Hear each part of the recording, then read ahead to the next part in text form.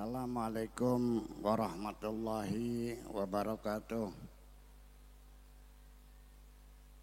Bismillah tawakkaltu 'alallah la haula wala quwwata illa billah. Asyhadu an la ilaha illallah wa asyhadu anna Muhammadar Rasulullah. Allahumma shalli ala sayyidina Muhammadin wa ala alihi wa sahabatihi ajma'in, amma ba'd. Anak-anak santri Cadang Pinggan, para tamu undangan, hari ini kita melepas anak-anak kita yang sudah selesai sekolah di sini sebagai pesan dari saya untuk anak-anak setelah selesai dari sini jangan sampai putus hubungan dengan teman-teman lama kamu di sini. Ya, kita di sini punya organisasi namanya Alumni Santri Cadang Pinggan. Ikut bergabung setiap tahun bersilaturahmi bertemu dengan teman-teman lama. Maksud saya jangan sampai setelah selesai langsung pulang putus hubungan, sudah enggak kenal lagi.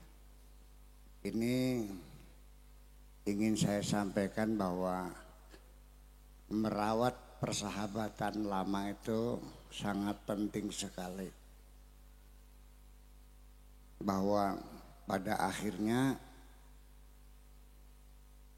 keberhasilan kita hidup di dunia ini diukur dari berapa banyak teman yang kita miliki di dunia ini. Semakin banyak temannya adalah bukti hidup kita semakin berhasil. Sebab bagaimanapun juga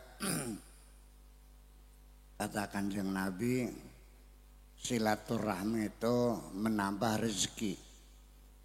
Terjemahannya bukan silaturahmi datang dari rumah ke rumah, tapi membangun persahabatan. Mengerti enggak? Itu perlu dibina, karena bagaimanapun rizki yang kita terima setiap hari, setiap saat selama hidup ini bukan turun dari langit. Uang itu tidak turun dari langit, tapi muter-muter dari kantong ke kantong. Paham anak-anak sekalian? Iya, rezeki itu muter-muternya di antara kita dari kantong ke kantong. Orang nanam cabai, dijual cabainya beli bawang. Pakai apa belinya? Pakai uang. Yang nanam bawang dijual bawangnya, beli motor. Bayarnya pakai apa? Pakai uang, dan terus berputar-putar itu. Jadi artinya bahwa semakin banyak teman, semakin banyak rezeki. Suatu ketika nanti kamu jadi pengusaha perlu modal 10 miliar. Tidak mungkin kau dapatkan dari teman yang baru kenal. Betul nggak? Iya. Sejak kapan tanya? Waktu di madrasah Sanawiyah Cadang Pinggan 20 tahun yang lalu. Setiap tahun ketemu reuni, ya reuni alumni santri Cadang Pinggan. Dari bagaimanapun juga persahabatan lama itu penting dan jangan diputuskan. Jangan sampai diputuskan silaturahmi. Ini artinya saya ingin menerjemahkan hadis Nabi yang mengatakan silaturahmi itu menambah rezeki. Artinya bukan berkunjung dari tempat ke tempat. Artinya merawat persahabatan antar kita. Jadi nanti lembaga alumni Cadang ini juga mendata semuanya para tamatan kita alumni ini supaya mereka terus dikomunikasi, paling tidak dari saat ke saat, ya minimal ya kontak telepon pakai HP, halo apa kabar, how are you dan sebagainya, selesai. Ya, sebelum tentu di antara kita ini mungkin ada yang jadi presiden, amin. Ada yang jadi menteri, betul nggak? Ada yang jadi bupati siapa tahu. Padahal dulunya waktu Mondok Jarang itu yang paling goblok. Tiba-tiba jadi gubernur, ya kan begitu. Nah, saya kira itu bukan hal yang sulit dan bukan hal yang mustahil terjadi. Semua presiden di dunia itu dulunya tidak pernah diduga bahwa dia bakal jadi presiden. Udah. Hari ini kita nggak usah bicara presiden ya. Ini sudah tahun 2023 ya. Nah, anak-anak sekalian, kemudian yang kedua adalah kalau memang kamu ini sudah kebelet pengen kawin ya silakan lah. Ya, daripada karu-karuan silakan kalau sudah kebelet banget ya, udah mendesak sekali. Tapi kalau masih bisa dipertahankan ya lanjutkan sekolahmu.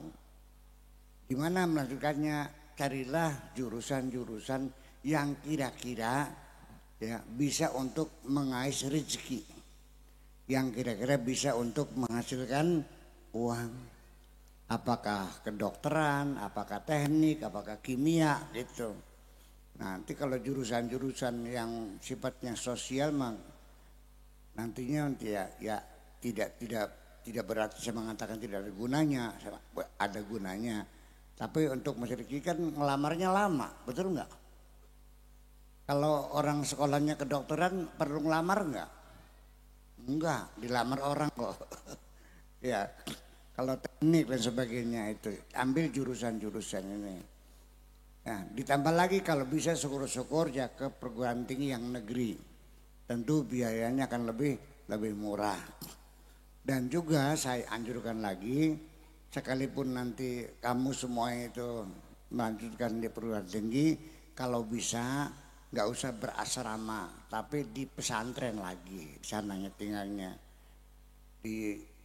Kalau di Bandung ya di sana ada pesantren lagi melanjutkan. Nah, di Cirebon juga ada, di Semarang juga ada, sambil kuliah sambil pesantren juga. Saya kira jangan tinggalkan dunia pesantren itu.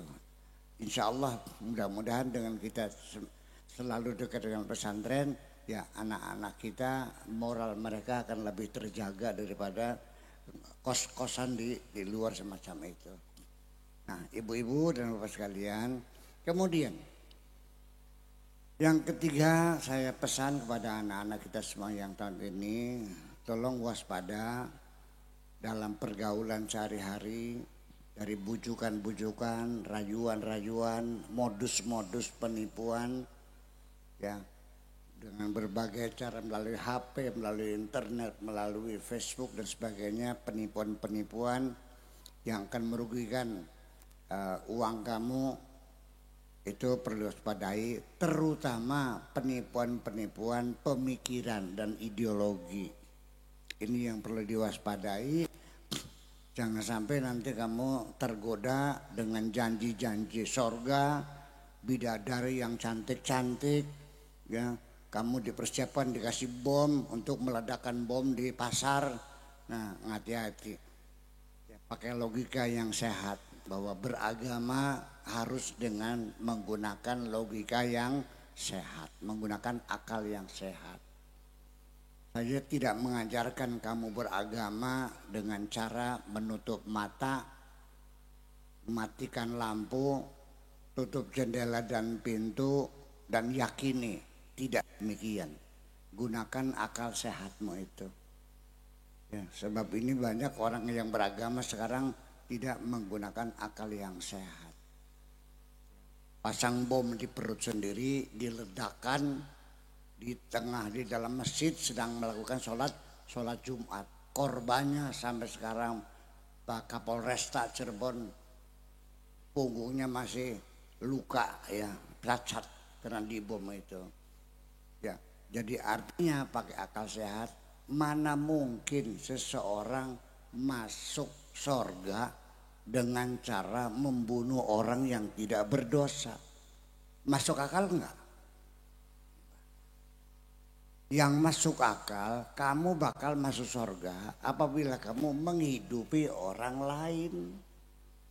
Apabila engkau ya ngasih makan orang yang kelaparan. Apabila engkau menyantuni anak yatim piatu, apabila engkau ngasih makan orang fakir miskin, itu jalan masuk surga, bukan membunuh orang tidak berdosa. Ya, masa orang Australia sedang vakansi di Bali, sedang berlibur musim panas, ya sedang di hotel, sedang bersenang-senang tiba-tiba dibom. Apa kamu yakin membunuh orang tidak berdosa itu akan menghantarkan ke sorga? Apa kamu yakin mereka itu mati syahid? Paling-palingnya mati sangit. Mati syahid dapat mati sangit. Ini. Jadi saya menghibau ini pada hari terakhir kamu akan meninggalkan pondok ini, saya pesan jangan tertipu oleh modus operandi seperti itu. Bohong itu surganya siapa, bidadari apa, ya nggak masuk akal semacam itu. Dan kemudian dalam beragama tetap seperti di sini, seperti kami yang ada di Pondok Cadampin ini. Dalam beragama sehari-hari pantang bagi kami mengkafirkan orang lain. Dengarkan baik-baik. Pantang mengkafirkan orang lain, membid'ah-bid'ahkan orang lain, menyesatkan orang lain, mengkafirkan orang lain, membid'ah-bid'ahkan orang lain, memurtadkan orang lain. Tidak demikian. Yang kita dalam beragama siap berbeda. Kita dilahirkan berbeda dari awal. Perlu saya sampaikan bahwa Allah Subhanahu wa taala ingin menampilkan kehebatannya kepada kita. Sehingga Allah membuat makhluknya beraneka ragam. Ya, warna kulit kita berbeda-beda, bahasa kita berbeda-beda, suku kita berbeda-beda, bangsa kita berbeda-beda, dan agama kita juga berbeda-beda. Itu sengaja karena Allah ingin menunjukkan kehebatannya kepada kita. Jangan pernah ada keinginan untuk mempersamakan manusia, tidak mungkin. Tidak mungkin terjadi. Jangan pernah kita ingin membuat seluruh masyarakat senang kepada kita. Mustahil terjadi. Pasti ada yang suka, ada yang tidak suka. Yakin gak? Mungkin gak orang senang semua? Andaikan saya bagi duit per kepala 1 juta di Indramayu. Senang semua enggak? Senang semua enggak? 1 orang 1 juta. Senang semua enggak? Enggak. Pasti akan ada yang menuduh saya, Buya Sakur mau nyalon bupati. Betul enggak? Iya. Dan akan menghalang-halangi saya. Mungkin jembatan mau saya lewati diputus jembatannya supaya jangan berkomunikasi dengan rakyat. Jadi mustahil sesuatu yang sama. Jadi artinya pluralisme itu artinya kita menerima keberagaman kita, pluralitas kita ini sebagai satu realita yang tidak bisa dihindari. Dengarkan baik-baik. Kamu tidak akan bisa menghancurkan orang Kristen seluruh dunia kira-kira dibunuhin semua, enggak mungkin. Pasti akan dibela oleh Tuhan. Agama Buddha tidak akan bisa menghancurkan agama Hindu karena Hindu akan dibela oleh Tuhan. Semua pun agama pun yang ingin menghancurkan umat Islam tidak bisa. Umat Islam juga akan dibela oleh Tuhan. Ya, karena Tuhan menghendaki seperti ini. Percaya atau tidak? Jadi kita tugas beragama itu bukan memaksa orang lain, tetapi kita memaksakan diri kita untuk mengamalkan segala perintah-perintah Tuhan. Betul nggak begitu? Itu aja persoalannya. Ini bukan kata saya, ini kata Allah yang sendiri. Bismillahirrahmanirrahim. laula daf'ullahi nasa ba'dahum ala ba'din lahuddimat sawami'a wa biya wa salawatu wa masajid allati yudhkaru fi ismullahi katsira.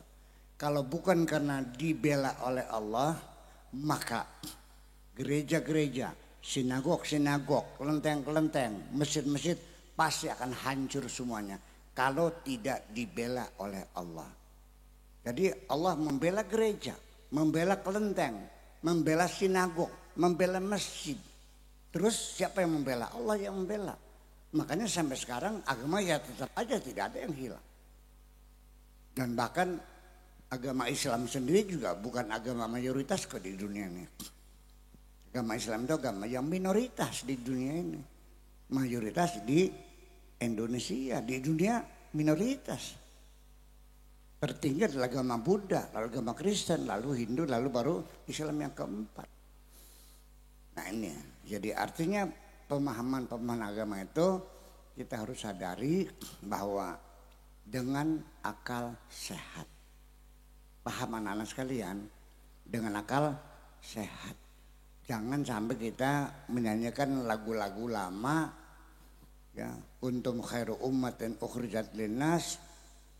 Kamu adalah umat yang terbaik yang tampil di bumi ini, ya, dengan rasa bangga mengaku umat yang terbaik. Itu sanjungan Allah untuk orang-orang pada zaman dahulu kala yang baik-baik, bukan kamu sekarang.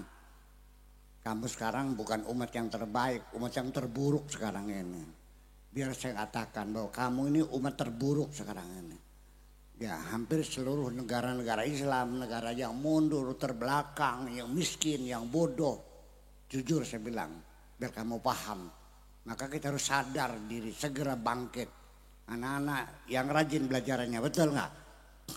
Ya, itu, jangan menyanyikan lagu-lagu lama. Itu mereka yang hebat, kamu nggak hebat kok. Mesti belajar yang rajin, bekerja keras, yang jujur. Ya, jalani kehidupan ini dengan penuh keberanian, jangan jadi pengecut. Ya, orang-orang yang ngebom sana ngebom itu kan orang pengecut, yang tidak berani menyelesaikan masalah dari depan, main dari belakang, betul nggak? Itu, makanya masih diwaspadai anak-anak sekalian, eksklusivisme, ya, radikalisme, integris, ya, Islam integris. Apalagi ya, banyak sekali istilahnya, Islam integris, Islam fundamentalis, Islam teroris, Islam ekstremis, ya semacam itu. Dan itu punya ciri-ciri tersendiri, termasuk Islam yang eksklusif.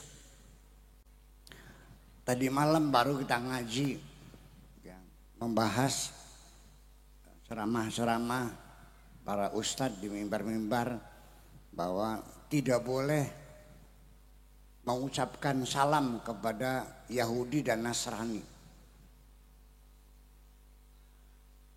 Nggak boleh.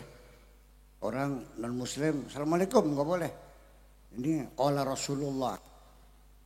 Kemudian lagi hadis yang mengatakan jangan mulai salam la tabda'u al-yahud wan nasara bisalam. Wa idza ra'aitum ahadahum fi tariqin fatarruhu ila adyaqihi. Jangan mulai salam pada Yahudi Nasrani. Kalau ketemu dengan mereka di jalan pepetin aja, biar mereka nginjak-nginjak got sana, jalannya sempit. Masa Kanjeng Nabi nyuruh kita begitu? Masuk akal nggak? Masa kita disuruh begitu? Ada orang Kristen dipepetin, kok kamu kok benci-benci banget sama agama lain? Ya kan masalahnya apa?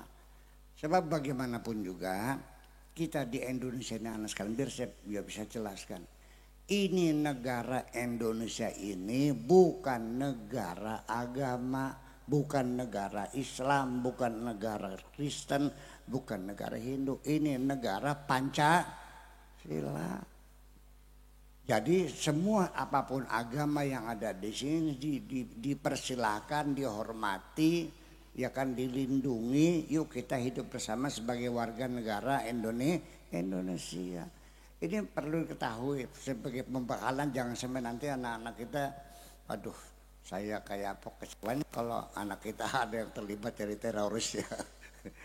Tolong perhatikan baik-baik. Ini negara namanya negara Indonesia, Negara Kesatuan Republik Indonesia.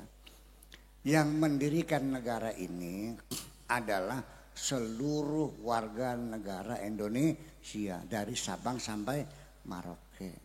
Dengan suku yang bermacam-macam, agama bermacam-macam, bahasa yang bermacam-macam. Ini anak pasti ketahui.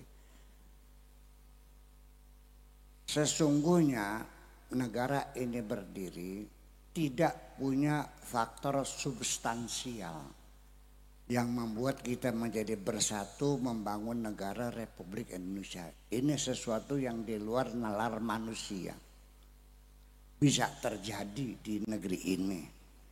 Lahirnya negara Indonesia adalah kemukjizatan zaman akhir sesungguhnya. Ya, karena orang itu ketika berkumpul bersama-sama itu mesti di antara mereka ada kesamaan-kesamaan. Betul enggak? Kalau kerbau kumpulnya dengan kucing enggak? Dengan apa kumpulnya? Ya kerbau lagi. Burung dara kumpulnya dengan burung gereja, burung bango.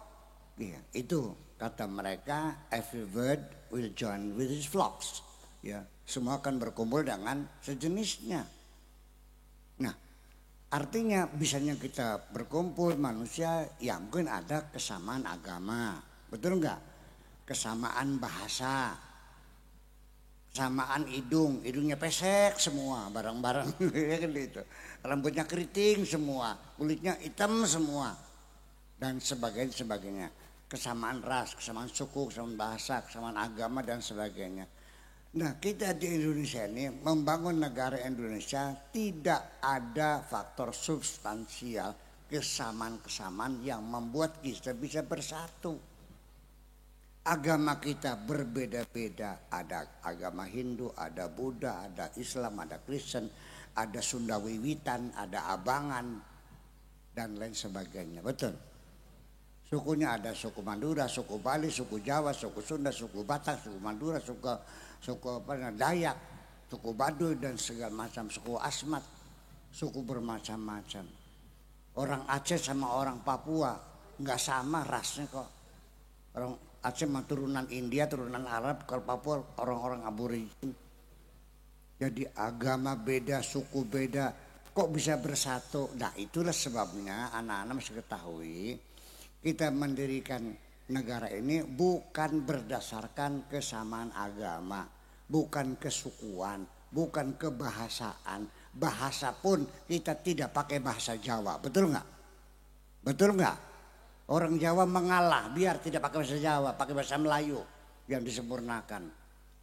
Ya, bukan agama Islam, sekalipun memang mayoritas, karena semua bersama-sama berjasa membangun negara ini. Bukan berdasarkan agama, suku dan ras, tapi berdasarkan konsensus, yaitu kesepakatan. Dengar nggak? Konsensus, kesepakatan. Yuk kita bikin negara ini berdasarkan Pancasila dan Undang-Undang Dasar 45. Itulah yang harus kita sepakati anak-anak sekalian. Ya, saya harap anak-anak tempatan yang kita wisuda ini sudah tamat aliyah, tamat SMK, saya kira sudah saatnya berpikir cerdas lah gitu. Bahwa tidak dibenarkan siapapun yang menghendaki merubah konsensus dengan ideologi apapun. Apakah sosialisme, apakah komunisme, apakah agama dan lain sebagainya, itu adalah pengkhianatan. Secara syariat namanya pengkhianatan. Andaikan dasar negara Pancasila Undang-Undang 45 dirubah dengan ideologi apapun, dijamin negeri ini akan bubar. Kalau orang menduga kalau bubar Indonesia akan menjadi 20 negara, saya ingin mengatakan 50 negara akan menjadi 50 negara Indonesia ini kalau saya bubar Indonesia. Setelah 50 negara nanti ada negara Majalengka, negara Indramayu dan sebagainya. Nanti kalau sudah hancur negeri ini dan muncul negara-negara baru, ya, nanti orang Majalengka airnya ditutup. Dengar dulu, ditutup nih rentangnya nih. Kalau orang Indramayu perlu air bayar 1 liter 100 perak. Dan setiap hari kita akan perang saudara dengan negara tetangga seperti di Timur Tengah. Setiap hari perang saudara berebut perbatasan. Yang nantinya akibatnya yang sengsara anak cucu kita ini. Anak-anak kita yang sengsara mereka perang ludes setiap hari. Jadi artinya bahwa kita mesti melihat, jangan kita melihat bahwa agama sebagai alat pemersatu, iya. Di zaman Kanjeng Nabi iya, agama sebagai alat pemersatu. Tapi sekarang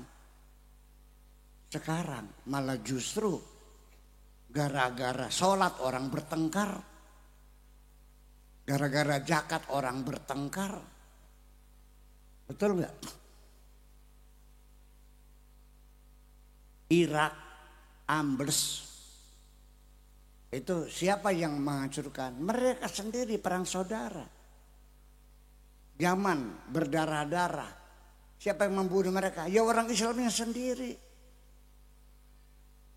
Orang Syria, orang Poranda sekarang.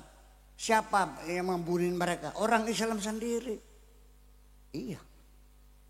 Islam. Iya. Dan saling sesat menyesatkan. Termasuk saya juga sama, sering disesatkan. Bahkan darahnya halal katanya. Iya.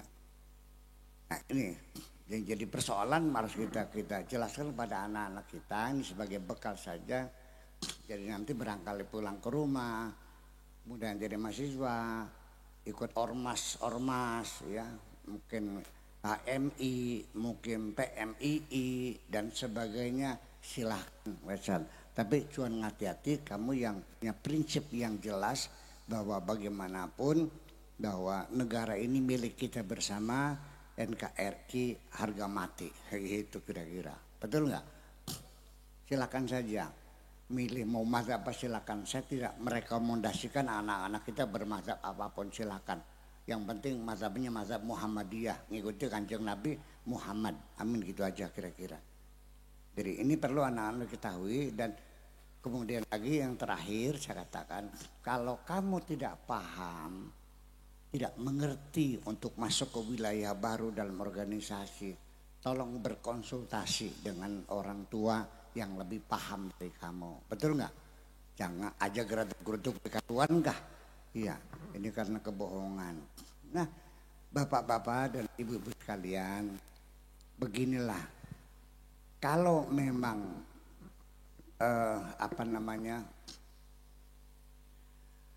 orang tuanya nggak mampu, pengen kuliah, percayalah, jangan kau putuskan kalau begitu saya tidak perlu melanjutkan kuliah lagi karena orang tua tidak mampu. Keinginanmu jangan kau bunuh sendiri. Jangan terjebak pada keputusasaan. 1001 jalan menuju Roma, bahwa untuk mencapai cita-cita tidak mesti dengan cara seperti itu. Allah menjanjikan bahwa orang yang keluar rumah dengan tujuan mencari ilmu, maka pintu sorga dibuka lebar-lebar. Ini artinya, makna sungguhnya, orang yang ingin mencari ilmu ini akan diberikan kemudahan-kemudahan oleh Allah Subhanahu wa ta'ala. Saya bercerita secara empiris saja pribadi. Ketika ada orang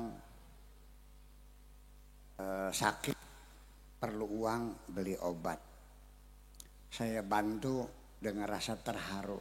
Berapa obatnya? 1 juta Bu ya. Ya udah nih saya bantu dengan rasa terharu.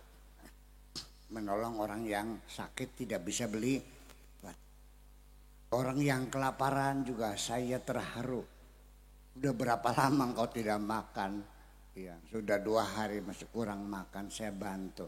Tapi ketika ada orang ingin belajar nggak punya duit, saya bisa sampai menangis lah. Dan kalaupun menolong orang yang nggak punya uang beli obat, ya kalau saya nggak ada ya angkat tangan. Tapi kalau yang datang itu ingin belajar nggak ada biaya, saya berani untuk dadak utang sama orang lain. Artinya bahwa kesungguhan kita menolong orang yang ingin mencari ilmu itu akan didorong oleh Allah Subhanahu wa Ta'ala, akan diberi kemudahan. Percayalah. Saya kasih cerita aja. Ada ya anak-anak kita yang sampai selesai sarjana jadi bidan, jadi perawat, jadi insinyur, orangnya mampu. Dia berangkat dari TKW di Hong Kong. Sekian tahun pulang lagi ada dana melanjutkan kuliah, selesai kok. Ada lagi yang ke Korea, ya, pulang bawa uang, alhamdulillah lanjutkan kuliah lagi. Karena di sini untungnya aturan pendidikan kita tidak seketat yang ada di luar negeri. Kalau di sini kita tamat aliyah, tamat SMA, tamat SMK, kerja di Hong Kong dulu, 5 tahun kemudian kita masuk kuliah, boleh nggak? Boleh. Kalau di sana nggak bisa. Yang diterima perguruan tinggi tahun ini adalah ijazah SMA tahun ini. Kalau udah kelewat ya udah lewat, nggak bisa. Ngeri nggak? Mumpung lagi enak gitu. Ya, ini seperti itu aturan di Tunisia, contohnya seperti gitu. Jadi kalau ijazah kita sudah kelewat setahun, ya nggak bisa melanjutkan, udah SMA aja. Jadi kan bisa ya. Tamat tahun 2023 dari aliyah, cadang pinggan. 2006 daftar kuliah, boleh nggak? Boleh nggak? Boleh. Kalau di sana nggak boleh. Nah itu juga kita manfaatkan, mumpung belum ketat aturan-aturannya. Tapi mungkin bisa terjadi begitu. Dan nanti juga bisa terjadi perubahan lagi pendidikan ini, sistemnya nanti anak-anak kita tidak lagi bebas memilih kuliah apa. Pemerintah yang menentukan. Dilihat ijazahnya. Ternyata jurusan pelajaran yang paling nilainya tertinggi adalah matematika. Ya didorong untuk jurusan matematika. Yang tingginya biologi ya didorong pada perguruan tinggi yang jurusannya ilmu biologi dan sebagainya. Yang fisika. Yang sosial bahasa Inggrisnya dapatnya 10. Ya didorong kepada ilmu sosial, jurusan bahasa dan sebagainya. Seperti itu persoalannya. Tapi juga ini mungkin terjadi masa depan anak-anak kita. Karena usulan itu juga saya sudah sering menyampaikan dalam berbagai kesempatan dengan teman-teman yang punya kewenangan di bidang pendidikan. Bahwa pendidikan di Indonesia ini adalah pendidikan liberal, bebas. Artinya apakah setelah tamat lalu tenaga kerja bisa menyerap mereka? Bukan persoalan. Apakah mereka nanti bisa bekerja? Enggak ada urusan. Apakah jurusan itu dibutuhkan negara? Urusan. Jadi negara mengeluarkan biaya tapi inputnya apa itu tidak dipermasalahkan. Ke depan kita permasalahkan bahwa pendidikan kita biayai, kita danai sekian triliun adalah untuk mencukupi kebutuhan negara. Jadi bukan bebas seperti ini, nanti bisa terjadi seperti itu. Negara sekarang lagi butuh sarjana-sarjana pertanian. Maka diarahkan semuanya untuk masuk jurusan pertanian. Ini kan di sini lucu. Sarjana ekonomi, ngebludak tahun berapa tuh kira-kira dulu tuh. Sarjana ekonomi, memangnya negara ini perlu sarjana ekonomi semuanya? Nggak ada yang ahli biologi, nggak ada yang kimia, nggak ada yang fisika, ekonomi semua gitu. Jadi artinya ibu-ibu sekalian, ibu-ibu suka belanja ke supermarket nggak bu? Suka belanja supermarket nggak? Apakah setiap yang dilihat dibeli? Lihat BH, beli BH. Lihat pak dia softtek beli softtek, terus beli lihat sepatu, lihat sepatu beli sepatu. Bukan semua yang dibeli, belilah yang engkau butuhkan, betul nggak? Jangan membeli yang tidak dibutuhkan. Nah kita membelanjakan uang pendidikan itu yang tidak dibutuhkan, yang dibutuhkannya malah terabaikan. Jadi nanti mungkin jurusan-jurusan apa anak kita tuh nanti negara yang mengarahkan, akan terjadi seperti itu satu ketika. Sehingga ada efektivitas dan efisiensi dana negara digunakan untuk sektor pendidikan ini. Nah itulah kira-kira. Kecuali kalau negara kita ini sudah subur makmur, lojinawi kerta raja. Nah nanti anak-anak kita melanjutkan kuliah semata-mata bukan hanya untuk memenuhi kebutuhan pembangunan negara, tapi untuk menimang-nimang ilmu pengetahuan. Itu nggak ada masalah, itu sudah makmur kok, boleh-boleh saja. Apakah arkeologi, apakah psikologi, apakah sosiologi, apakah astronomi, untuk menimang-nimang ilmu. Itu yang jadi persoalan. Nah akhirnya kita kembali lagi, pesan saya terakhir untuk anak-anak kita, silakan lanjutkan kuliahnya ke jurusan-jurusan yang kira-kira nanti kamu akan dapat pekerjaan lebih mudah daripada yang lainnya, yaitu jurusan apakah kedokteran, perawat, kesehatan, kimia dan sebagainya. Ya, kalau pekerjaan-pekerjaan yang banyak ini memang pada akhirnya kedua adalah ke pendidikan, jurusan pendidikan. Nah, bagaimanapun negara ini paling banyak pegawai negeri yang diperlukan di sektor pendidikan, betul nggak? Di satu desa ada berapa SD-nya? Ada 3, ada 4, ada 5, ya ada 6 satu desa. Gurunya berapa? Se-Indonesia. Nanti sekecamatan SMP-nya ada berapa? Luar biasa. Jadi peluang untuk jadi pegawai negeri itu dari keguruan tuh lebih besar daripada yang lainnya gitu. Nah, tetapi pada akhirnya kita kembalikan lagi pada diri kamu sendiri. Yang pentingin aja, jangan kau matikan semangatmu untuk belajar. Percayalah, dan saya doakan mudah-mudahan Allah menolong kamu semuanya. Amin ya rabbal alamin. Dah segitu saja. Maka kita doa bersama. Bismillahirrahmanirrahim. Rabbana auza'na an nashkura ni'mataka allati an'amta 'alaina wa 'ala walidayna wa an na'mala salihan tarda. Wa adkhilna bi rahmatika fi ibadika salihin. Rabbana atina fid dunya hasanah wa fil akhirati hasanah wa qina adzabannar. Wa sallallahu ala sayyidina Muhammadin wa ala alihi wa sahabatihi ajma'in. Subhana rabbika rabbil izzati amma yasifun wa salamun alal mursalin walhamdulillahi rabbil alamin. Assalamualaikum warahmatullahi wabarakatuh.